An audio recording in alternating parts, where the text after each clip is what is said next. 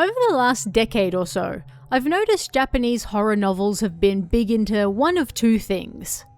Making the story meta, so that you, the reader, are also now somehow a part of it. Or functioning as a long-form, when-you-understand type story, where the twists are hidden in plain sight, and it's up to you to uncover them and figure out what's really going on. This week's novel tries to do both, for better or worse. The Locked Room of Akazume was written by Takigawa Sadi, an author who debuted in 2019 and has written several horror books since, with this one being the latest. You cannot escape this curse. You, the reader, must also unravel the conditions in this new and exciting horror, the blurb tells us. That gives you a pretty big hint as to what we're in for. But let's dive in and take a look at Akazume's curse. What it is, how to unravel it, and whether this novel is worth your time. Prologue. So this book opens with a prologue, or perhaps a framing story, that takes place around the book itself. The narrator is in a bookstore with his girlfriend, Aoi. She's a bookworm while he prefers the outdoors. But there, a title catches his eye. Akazume. He decides to buy it. 1 month ago, our narrator was at a train station with his friend, Shuji. Shuji realizes that his friend and Aoi are dating and seems jealous. He changes the topic and reveals he recently returned to his family home in the countryside to attend his grandfather's funeral. "Have you ever heard of Akazume?" he asks. Naturally, the narrator hasn't, as it's some sort of local monster or yokai or something. Shuji explains that it's a curse. It locks people up and then kills them. "Hopefully, it'll happen to you too," he mumbles as he walks away. Weird thing to say to a friend, but hey. But 2 days later, Shuji himself died. He was found suffocated. Seems he visited an abandoned house he was always warned to stay away from back home. Could there be a connection between this house, Akazume, and why Shuji died? This is why the narrator bought the book, and as he turns the page, we, the reader, are also treated to the same cover page as him, Akazume, with a neat little illustration down the bottom to indicate we are also entering the same novel he is. How meta. Chapter 1, Suffocation House. Hiiragi Naoko feels like she's suffocating. It's so cold and yet she's sweating. It's the house. She's felt this way ever since she entered the house to find her 7-year-old daughter, Yuina. Locals have long called this the Suffocation House, and that's because people tend to suffocate in it. Just like the body she found earlier while looking for her daughter. She has to be here somewhere. She has to be. Faced with exploring the storehouse outside, or the large living room at the end of the dark hall, where she found a body earlier, she chooses the living room. But let's rewind a little first. Naoko lives in Kanmuri village with her daughter, Yuina, and her mother, who has dementia. They moved back here to care for her mother as her condition worsened after Naoko's father's death. Naoko's own marriage also wasn't going so well, so she took that opportunity to get divorced, although it hurt her that her husband gave them up so easily. Kanmuri is so called because it's surrounded on all 4 sides by mountains, and thus somewhat resembles a crown. It's in the middle of nowhere, and most teenagers move away after graduation because there's just nothing here. Naturally, caring for her sick mother in such an environment, while also trying to raise her 7-year-old daughter alone, is incredibly stressful. Naoko is struggling to take care of and especially clean up after her mother, Ikuko, while also giving Yuina the attention she craves. Yuina asks her mother to come to bed with her because she's scared. Ryuji-kun told her about some monsters at school, one of them named Akazume, and now she can't sleep alone. Also, she's hungry because she refused to eat dinner and wants something else. The same dinner Naoko is currently cleaning up because her mother threw it everywhere. Naoko can't take it anymore and snaps, leaving Yuina to cry herself to sleep alone. As long as Ikuko is alive, their lives will continue to be just like this. This house is suffocating her. While out for a cold, wintry walk, several old folk warn Yuina to stay away from the Suffocation house. The body of an outsider was found there recently, and Oie will be angry if anyone goes in. That's the local name for the family who have ruled this village for centuries. It basically translates to honorable family or house. Naoko then recalls an old classmate asking if she knows the story of Akazume. She doesn't, but they're interrupted before the classmate can share the story. Ikuko, in a rare moment of lucidity, apologizes to Naoko for everything. A car then pulls up and a girl with a Tokyo accent asks if they know where something house is. The man inside corrects her. Suffocation house. Ikuko warns them away, but that just makes them even more excited, and they drive off. Ikuko mutters about wanting to go there herself, and Naoko is sure she hears the word Akazume escape her lips too. She remembers that her classmate transferred a few days after mentioning Akazume to her, so she never got the full story. Back at home, Naoko asks Yuina to wake her grandmother up for dinner, but she's gone. Instead, they find a note apologizing for everything. Naoko is certain she knows where her mother went, the Suffocation house. She heads over to this once grand but now falling apart house and notices the car from before is still outside. Inside, she finds her mother pointing to something in the darkness.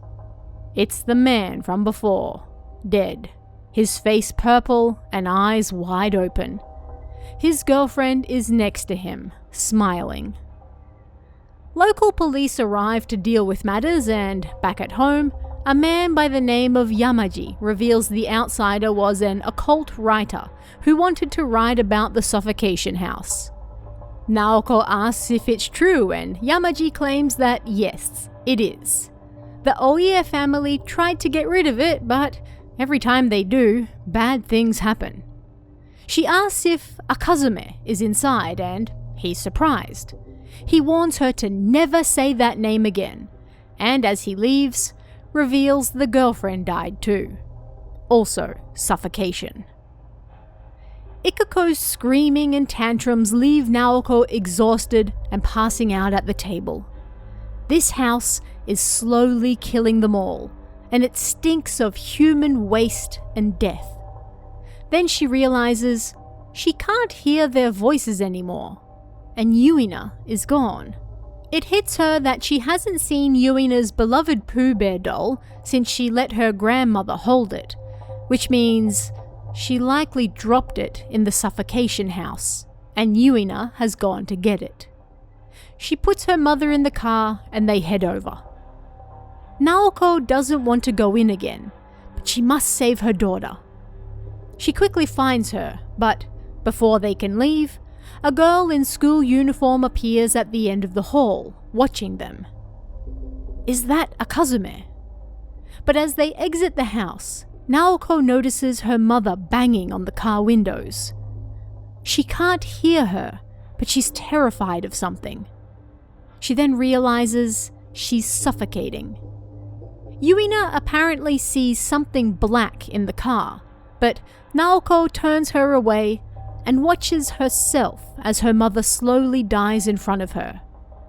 So, Akazume doesn't haunt just the house, but the land around it as well. Her mother's final word is, Naoko. Naoko and Yuina move back to Tokyo.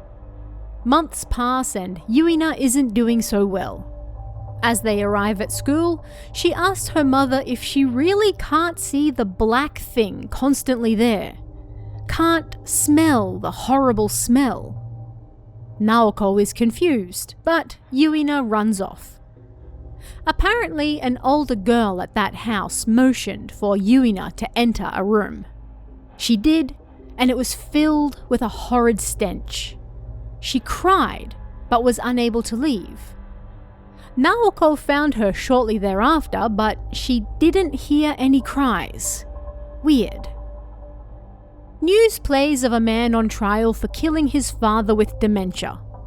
Naoko sympathizes with him, remembering the note her mother left where, in a moment of clarity, she apologized for all the trouble, but was so happy that Naoko returned.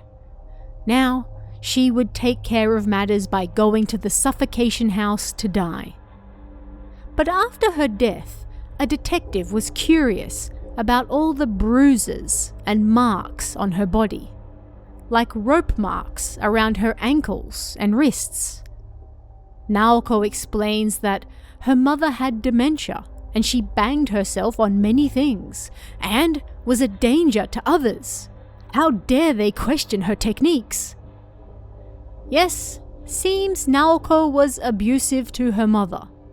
She let her frustrations boil over and took it out on her, over and over. And she wonders if perhaps her final smile wasn't because she was freeing Naoko from caring for her, but rather because she was now free from Naoko. Chapter 2: The Cursed Dead. 5 university students from Tokyo, Takahashi Kaito, Higuchi Tomoki, Bessho Kana, Sasayama Kengo, and Madono Yusei, visit the Suffocation house for research. Really, it's just a test of courage. And of course, they ignored warnings from the locals to stay away. They explore the rotting remains, are horrified by the horrid smell of the place, and then a girl in a school uniform appears. They panic, but can't make out what she's trying to say. It sounds like Akazu and people. July 8, Monday. Tomoki wakes up in the apartment he shares with his girlfriend, Saori. They are 24 and 36, meaning there's a decent age gap between them. He's a university student, she's an interior designer.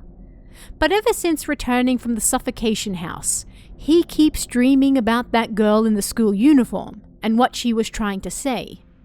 What does it all mean? Kengo then calls and informs Tomoki that Kaito is dead. He was found in a locked toilet stall, suffocated. It has to be Akazume's curse. Tomoki then meets Yusei at school, and they discuss how shocking it is.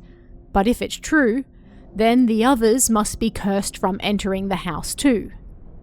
Yusei himself, however, didn't go in, but rather waited outside. They then find Kengo dead on a table in a lecture room. It seems he put up quite a fight before also suffocating. It was at a drinking party that they all decided to visit Kamuri village. Tomoki introduced Saori to the others for the first time there, and they couldn't believe how beautiful she was. After getting worked up, they suggested taking a trip together. That trip being to Kamuri, because Yusei had heard of a yokai or monster or something that was supposed to be there. Back in the present, Tomoki and Yusei are at the police station. Kengo suffocated in an open room. How could that be? One officer seems to know they visited the Suffocation house, and it's weird that now 2 of them have died in almost the exact same way, which means they might be next. Tomoki starts looking into Akazume and attempts to figure out what they all share in common.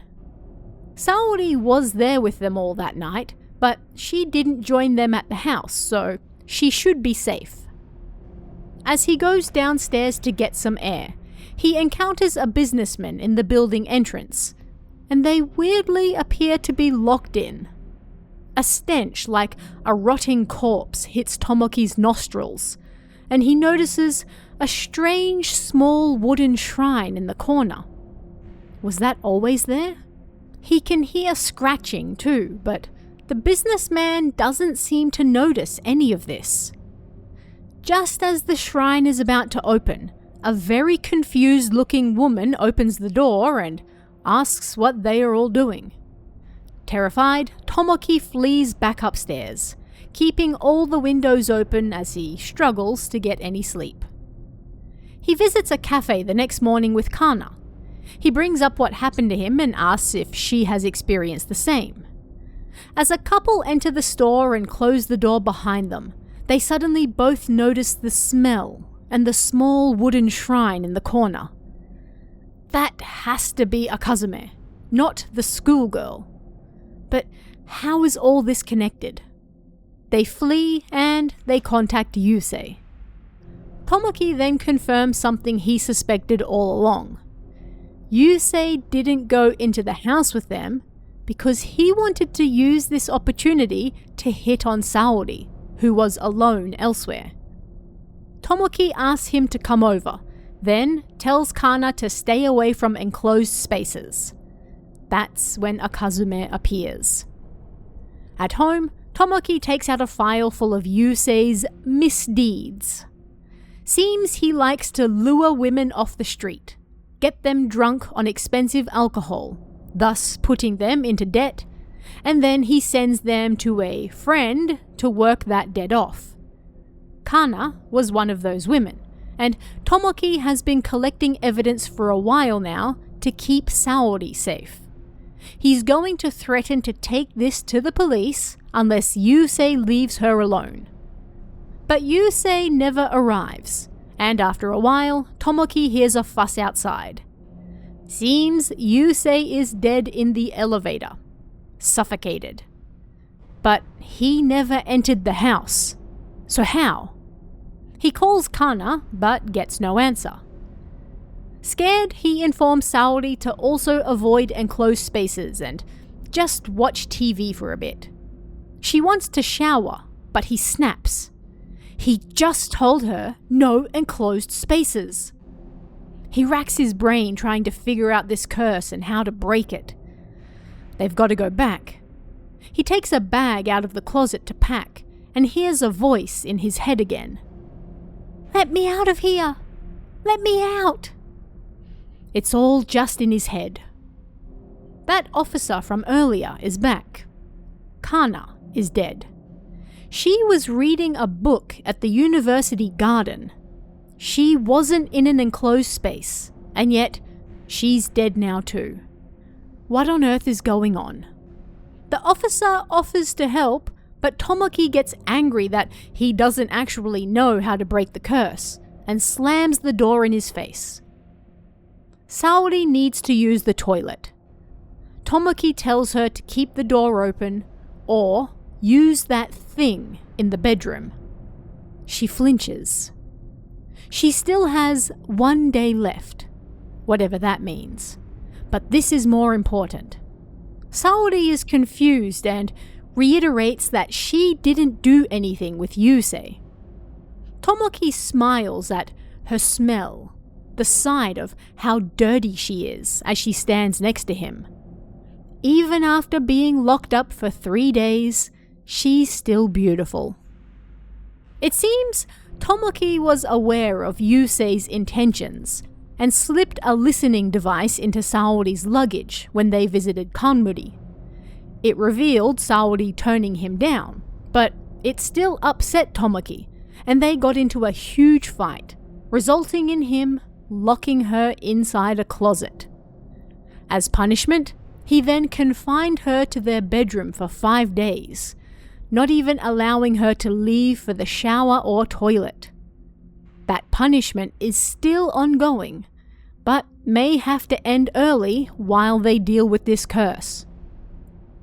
The TV then announces another person, Ruri, who has died in the same manner as their friends. She knew Yusei, but didn't visit Kamuri with them. What exactly are the conditions for being cursed?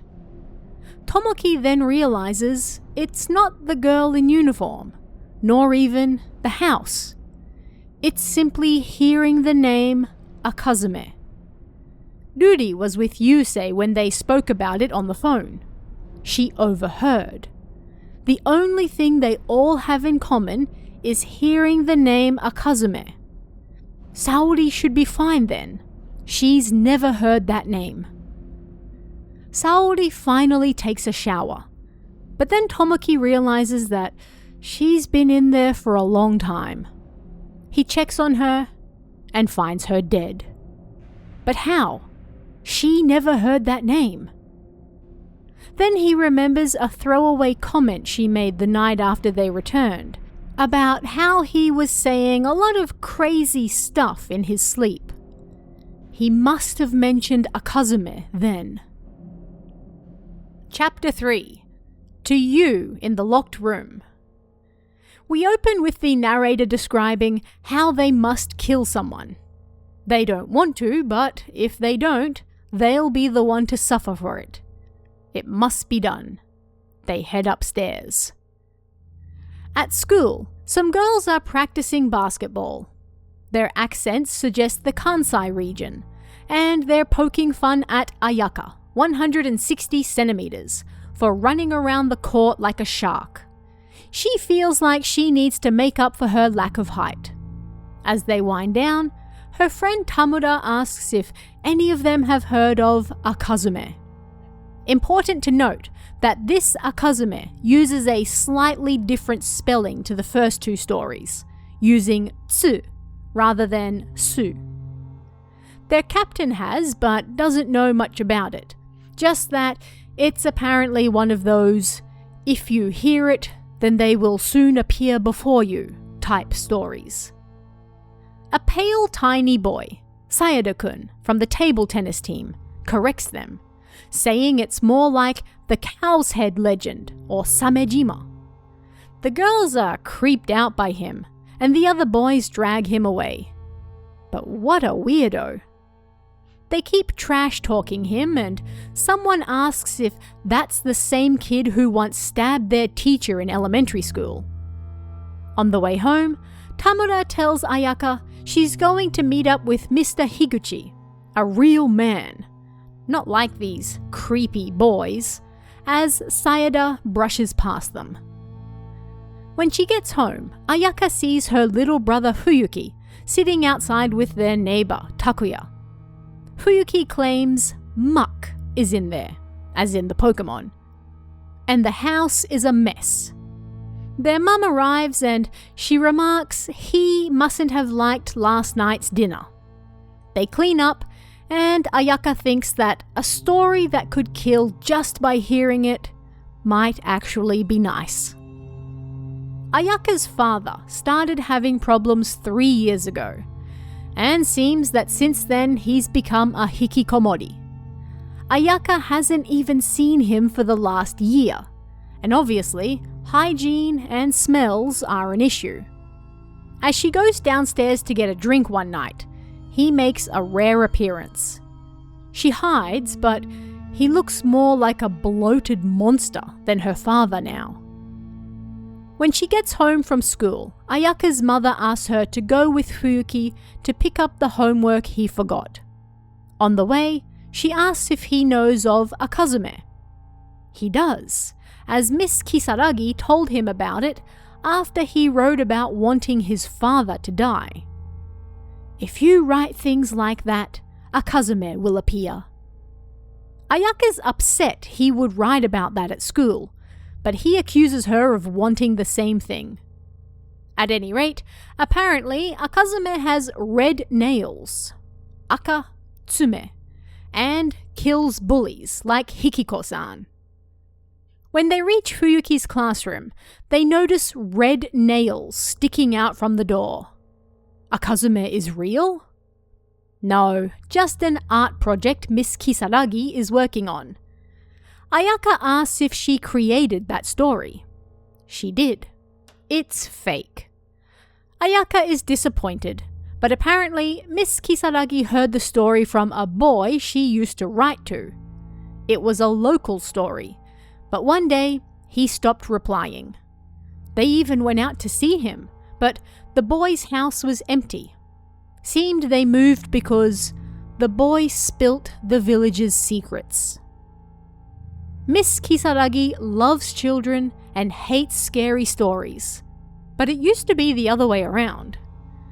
But she can tell when children need help, and that's why she shares the story of Akazume. Ayaka is confused. A few days later, she finds Fuyuki and Takuya on the front doorstep again. Upstairs, a window opens and someone hurls abuse at them. It's their dad. The children go next door and Ayaka asks if Takuya remembers Miss Kisaragi. Wasn't she the teacher Sayada stabbed? Takuya pulls out their old yearbook and reminisces. Apparently, numerous boys used what Sayada said at the time as their graduation quote. Negotiations broke down, and so I had to use force. What happened to make Sayada stab their teacher? They briefly discuss Ayaka's father, and then they notice him staring at them through the window. They close the curtains, but Ayaka figures it's probably best to head home now. On TV, the news is talking about a new virus. Ayaka turns it off and calls Miss Kisaragi. Will she tell her the real Akazume story? Come to school at 8 p.m, and she will. Sayada is also there. Miss Kisaragi agrees to tell both the real story, but once they learn the truth, they will be cursed. If they don't want that, they should leave now. Both stay.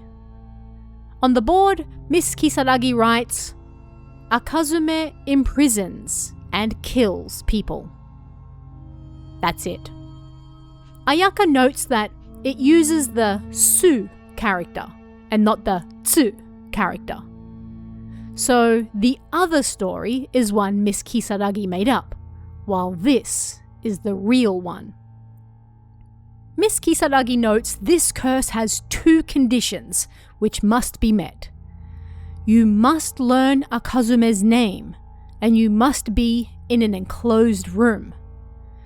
So, they have to spend their lives with the windows and doors open now? No. They're going to meet Akazume right now. And Miss Kisaragi will help them break the curse. They both enter and leave the classroom over and over, as it seems Akazume's appearance is rather RNG.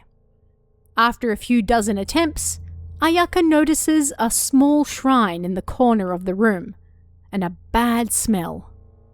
Akazume is here. It's like rocks are filling her throat, and something possesses her, making her scratch the door like her life depends on it.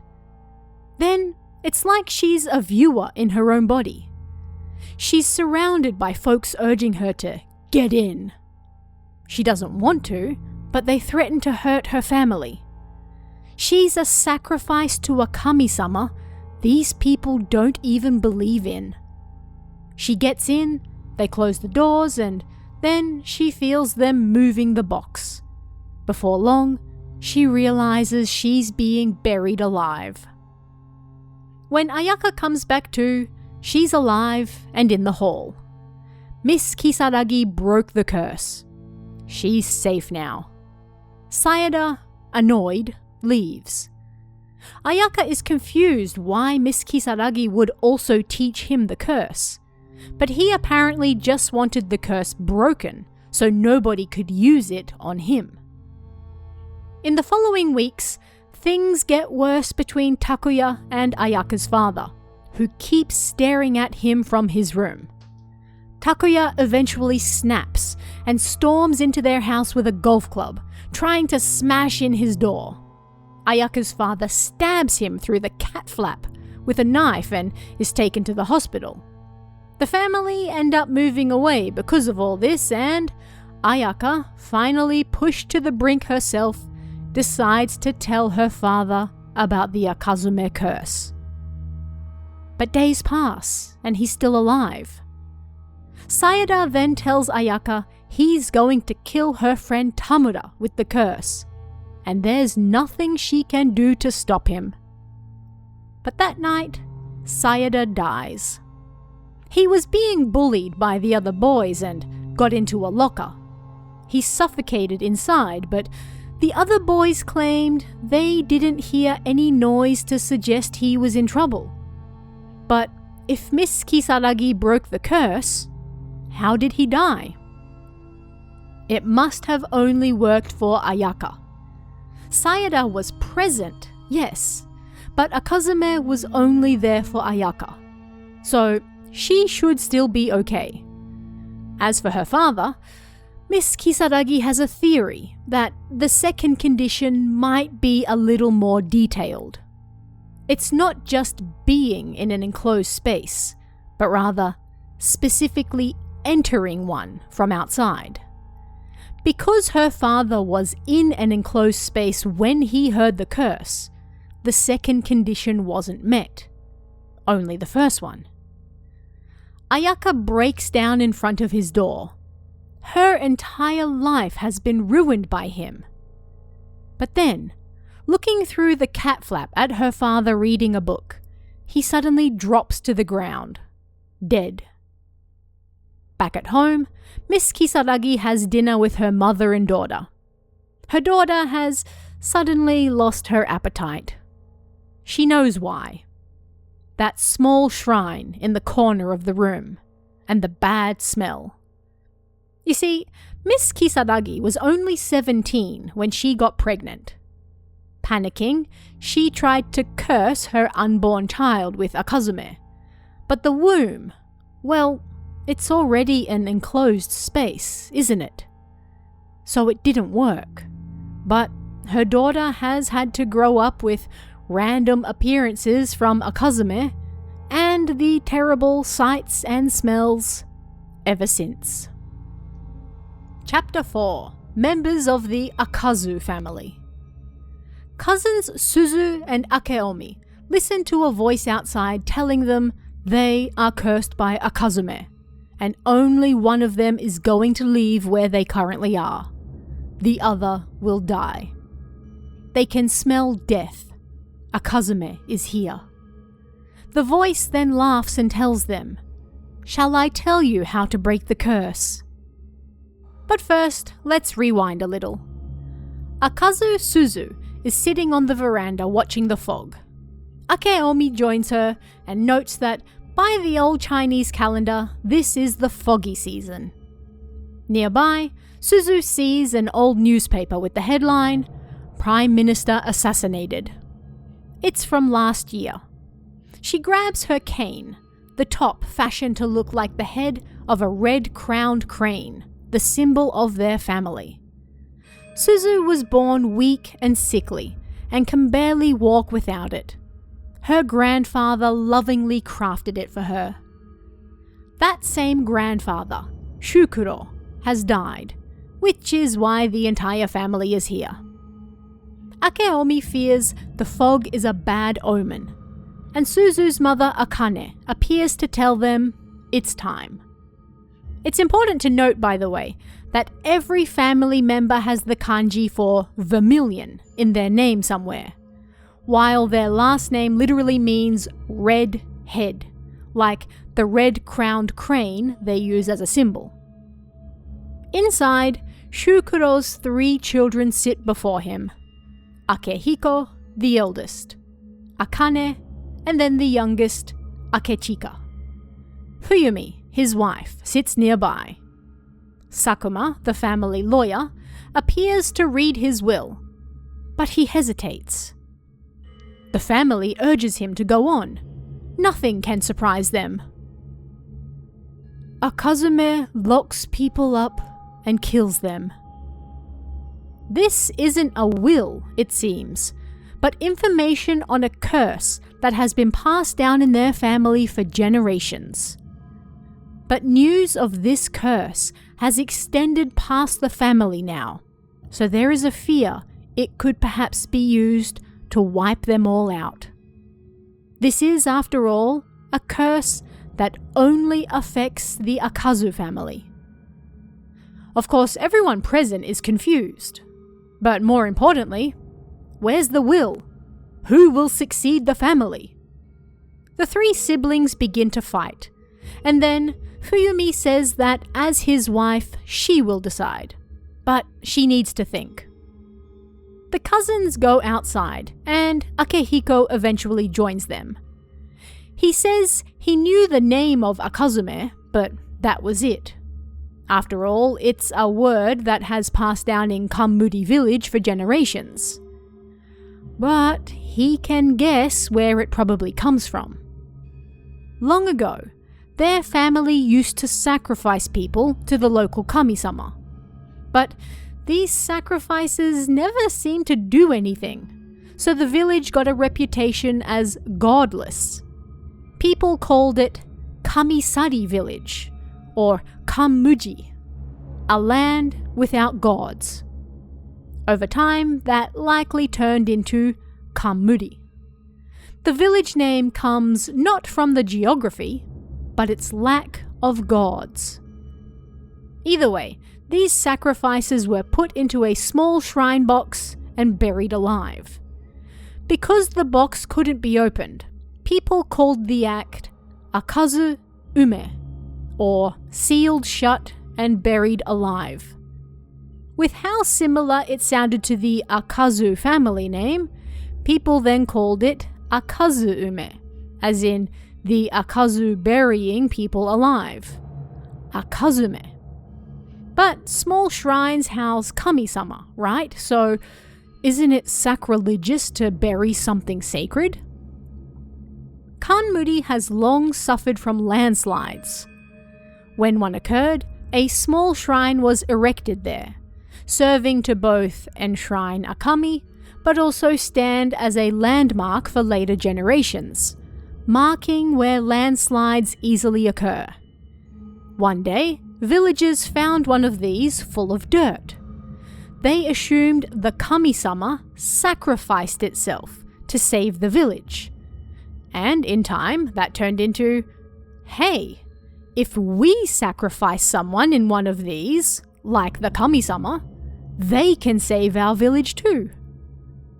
And that's the history of their family and how they came to be so powerful. And Suzu's weak legs, well, that's because she carries the burden of their family, their curse, and what allows the rest of them to prosper.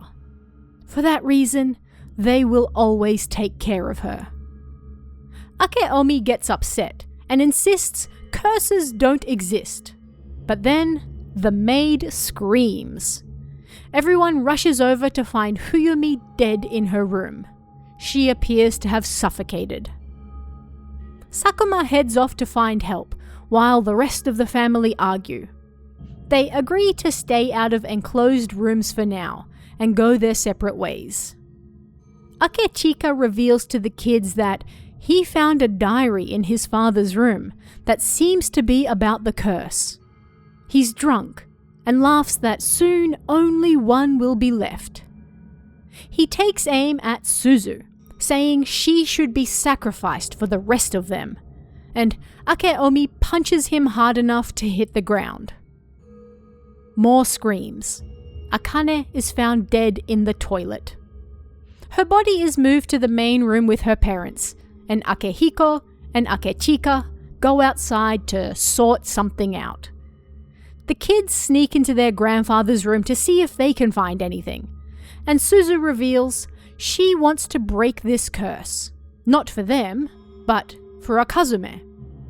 Akazume isn't a person, but rather a collection of all the negative energy, lingering anger and resentment left behind by all those their family sacrificed. Suzu wants to free them of that burden. Akihiko then appears, pointing a gun at Akechika's head. Akechika tried to kill him, but being drunk, failed miserably. The brothers then get into another scuffle, and the gun goes off. Akechika is dead. The maid screams and tells Akihiko that now his wife is dead too. She was in the kitchen trying to prepare food for everyone, but she's not a good cook, so she borrowed the family recipe book. At some point, she just fell down dead. Akihiko thinks his brother must have been right. The curse is real, and they need a sacrifice. Suzu and Akeomi run off and hide in the shed out the back. Of course, this is an enclosed space, and Akihiko laughs from outside. Now, only one will escape, and the other will die. But, thanks to his father's diary, he knows how to break the curse. It's very easy. You just need someone to open the door from outside. That's it. Of course, he's not going to do that, and it's Akeomi who soon dies. Akihiko then approaches Suzu in the dark. He's still going to sacrifice her, and it seems that Akazu is actually a local term for pure girls. Pure like her. That was the secret behind these sacrifices. They were all pure girls buried alive by their family. But also, you specifically have to be the one to open and close the door for the curse to work, which was why Akeomi, the only one strong enough to open and close the shed door, died, and not her. But suddenly, red splurts from his chest, and he dies. Time to be introduced to a mystery character that wasn't even hinted at before now. And you all know how much I love those. Her name is Aiko, and she was introduced to the rest of the family as the grandfather's secret love child a while back. She's the same age as Akeomi and Suzu, but in reality she's not an Akazu at all. The grandfather just took her and her mother in for some reason. At any rate, when her mother passed away, she had no other family, so Shukuro doted on her. He even gave her a pocket watch that she treasured. And it seems he even wanted her to inherit all his wealth, because the Akazume curse only affects Akazu family members, and she's not one of them. How convenient. Anyway, Aiko always liked Suzu because of her pure heart, even though everyone was always mean to her because of her weak legs. She would do anything to protect her. But Suzu isn't actually that pure-hearted, because as I'm sure you've guessed by now, every story has twist upon twist upon twist. Yeah, Suzu hates Aiko's guts, because her grandfather, her flesh and blood relative, always liked Aiko more than her. She knew Aiko wasn't really his love child. She looks nothing like the other Akazu family members. But she also hated how Akeomi had a crush on her too. And so, when Aiko helps her back to the main house, she enters the room with the dead bodies and closes the door behind her. She offers to make a deal with Akazume. A deal to expand the curse beyond the Akazu family and out into the big bad world.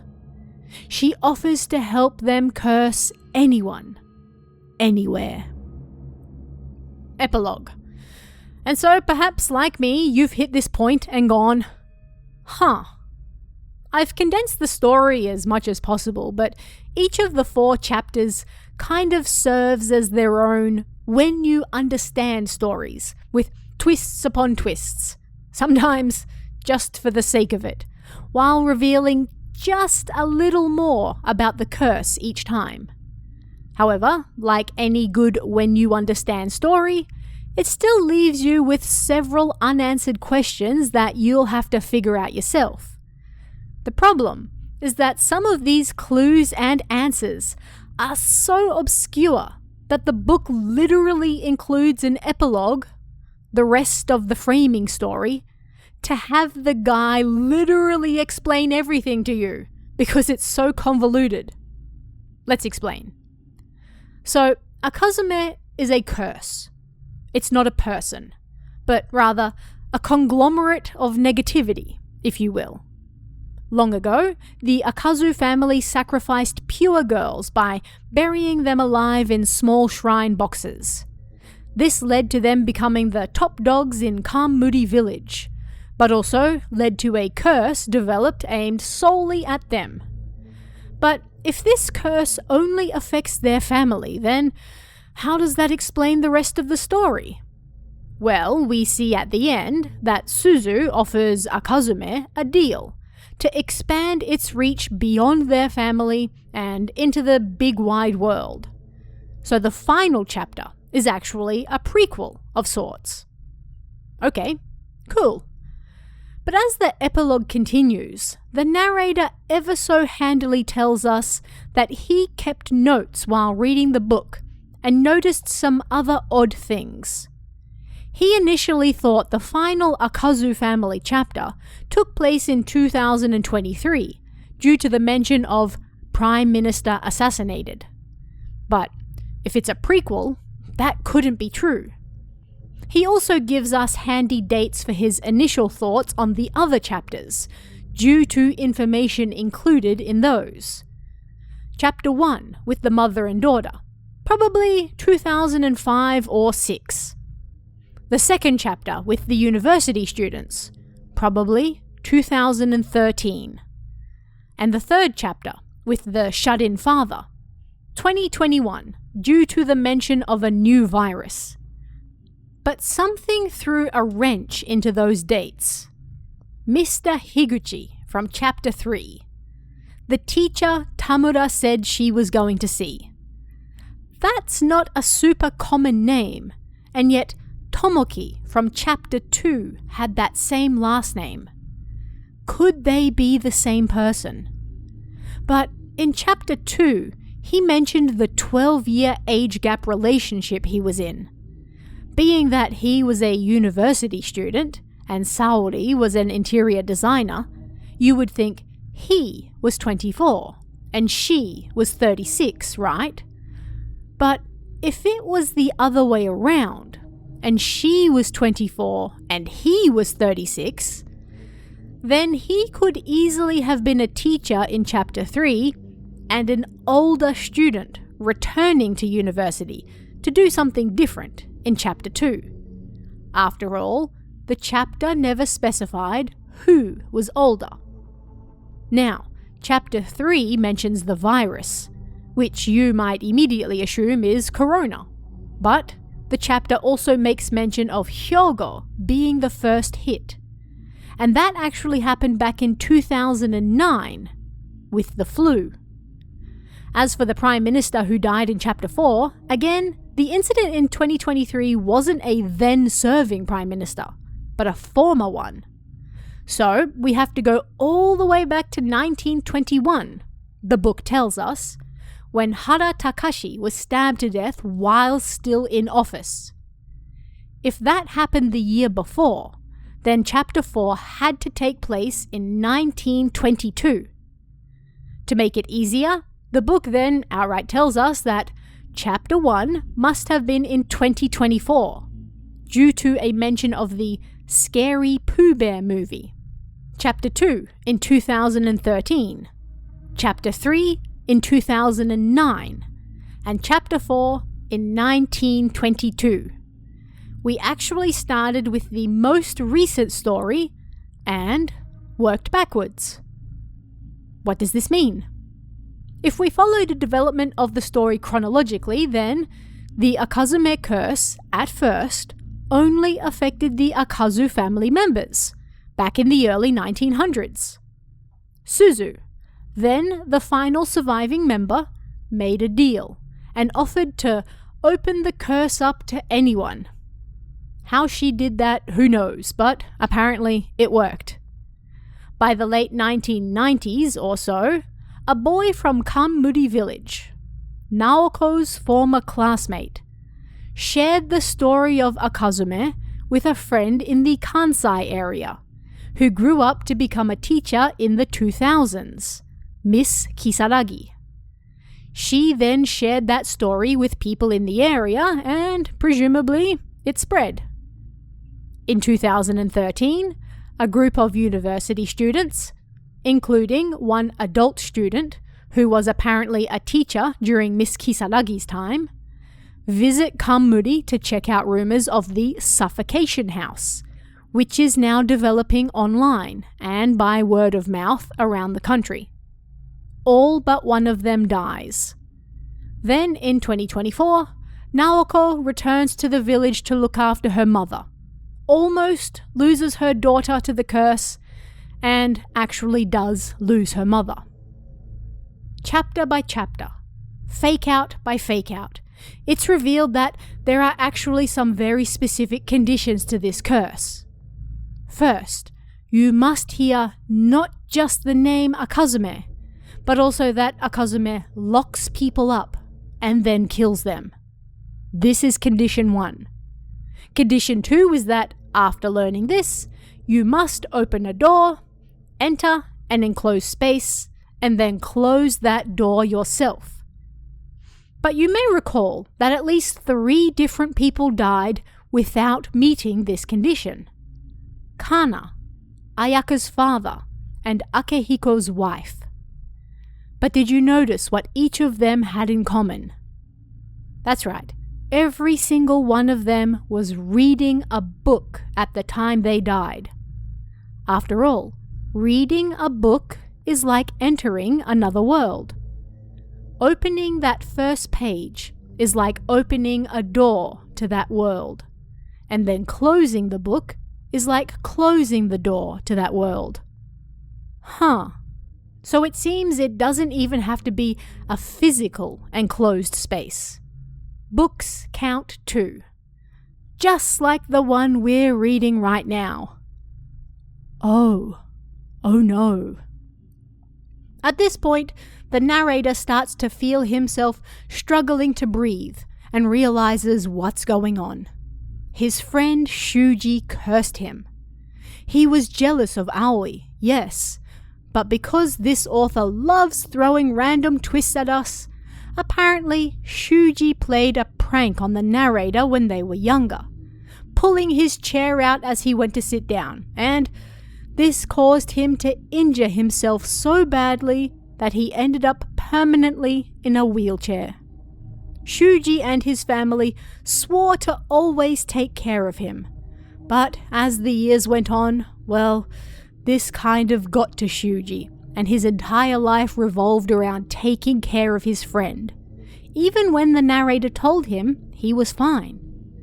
And so, he informed his friend of the Akazume curse, after learning of it himself, in the hopes that he too would die. Some friend, huh?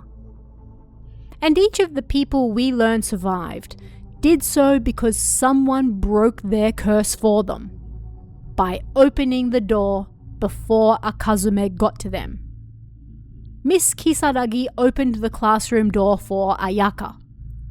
The random woman at the apartment building opened the door for Tomoki. Naoko opened the door for Yuina at the Suffocation house. And Miss Kisaragi's daughter, well, I suppose there's some help involved in removing a baby from the womb. Who knows how that one works technically, but apparently it counts. But how did Naoko not get cursed? After all, she knew about Akazume, and she was in plenty of enclosed spaces. Again, being chapter 1, where the novel is trying to make you think that simply entering the house is enough to curse you, it never once tells us that Naoko actually learns of what Akazume does. Remember, her classmate left before he could tell her as a child. And after that, she never learned. She knew only the name, not what Akazume actually does. That's why Yuina, who she saved, can still see the shrine and smell the death, but her mother doesn't. She was never cursed. All the survivors will have to live with that horrible aspect for the rest of their lives, but they are, at least, safe from harm. So yeah, as I mentioned a few times, this novel likes to throw twist after twist at you, to the point where I actually stopped and said to my cats while reading, "This is honestly getting kind of ridiculous." They sadly didn't reply, but as someone who greatly enjoys when you understand type stories, there's still a limit as to how much you can take your reader for a ride before it starts to sound comical and the reader loses all faith in you. Why should I care about the story when everything I know is just going to be upended in a few pages? And then that's going to be upended again, and then again, and again. And you get the point. The twists could have been toned down to keep the story tighter and more solid, but that's just me. Overall, I did massively enjoy it, although Chapter 2 was my least favourite and took me the longest to get through. The sudden introduction of 6 new characters with complex relationships and motivations, and the author deliberately being obtuse about them, was like shoveling snow in a blizzard, and I kind of stopped caring about trying to sort them out at some point. I do take notes while reading these, so I was able to sort it out by the end, but overall the plot of this chapter just wasn't my favourite either. Meanwhile, I zoomed through Chapter 3, and by Chapter 4 I just wanted to know what was going on, so I quickly finished that one too. Chapter 2 dragged the entire book down, but if you can climb that mountain, it's all smooth sailing from there. I think the meta aspect of reading books also counts as entering an enclosed space, which is what you're doing right now, was a little too much though. And I say this as someone who also loves when stuff like that happens in books. Again, pick your poison. Another 20 million twists to each chapter, or a meta-narrative where the reader is also partaking in the curse. Combining both just becomes exhausting and lessens the overall impact. But what did you guys think of this one? Have you read the novel yourself, or any that were similar? Let me know your thoughts in the comments below, and I'll see you again next time.